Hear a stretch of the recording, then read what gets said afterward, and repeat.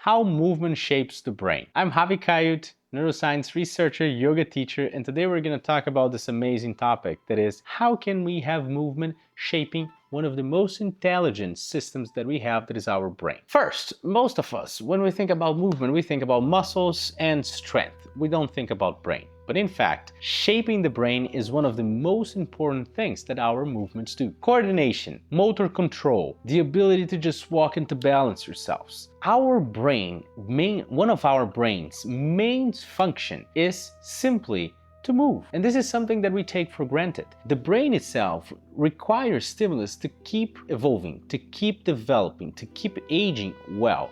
But when it comes to brain health, sometimes we deprive it from what needs the most. That is basically movement. The brain becomes more detailed in the areas that move. So in a body, in a biological system, you have a shoulder that has full range of movement and strength. That shoulder equals, in your brain, the part that controls it, a better mapping. But if you don't have as much mobility on your hips, you'll see that on your hips there is a poor mapping of that area. So what happens is, the brain will start to create compensations around an area that it doesn't know much. Do you understand where this is getting? So when you have the brain starting to create compensation in an area that it doesn't know how to move much, then you have chronic pain beginning, because compensation naturally brings the system to a uneven aging process, and the uneven aging process tends to bring the pain.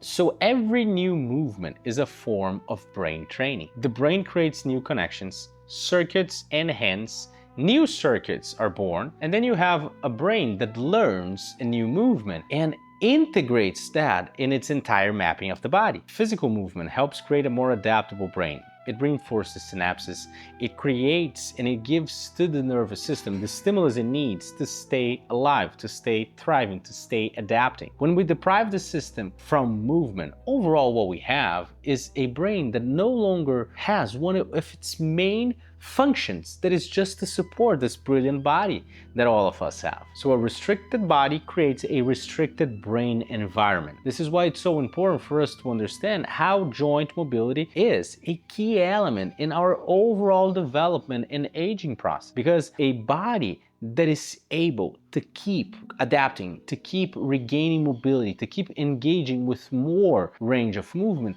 is a brain that is always in this enhancement and this overall better mapping of the body. This is what we say. This is why mobility is the fountain of youth. Mobility is definitely one of the most and single most important markers in health and in aging nowadays. And I don't think people speak or talk about it as much as they should, because it's quite unbelievable how it impacts everything. So the brain stays adaptable when it continues to face meaningful challenges. This is basically how it happens. If you're able to put your brain and your body through positive, very small stressors every day, will create both a brain and a body that are more resilient when faced with real stress in your day by day. Thank you so much for being with me today. Hope to see you in the next video.